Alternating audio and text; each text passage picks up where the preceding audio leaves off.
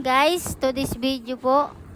Magsisimba po pala kami ngayon sa Katowice dahil po sa buong mundo guys ay Palm Sunday po ngayon. Kaso wala po kaming dalang palaspas. Akala po kasi namin guys libre yung katulad sa Taiwan na may pamimigay na po. Wala pala dito guys. Palaspas pala po ay ginanap sa likod ng simbahan bago po mag-start ang simba. Guys, during palaspas, nagulan din po ng snow. Ayan po din yung father namin dito sa Katowice, guys. What are you doing? Untying the cords.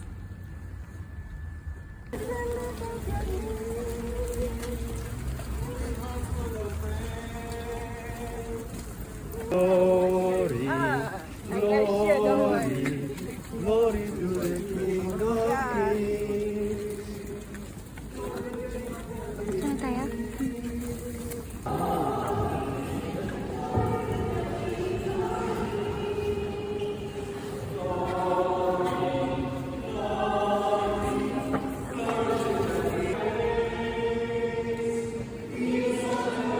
Have a blessed Palm Sunday. Salamat sa panonood.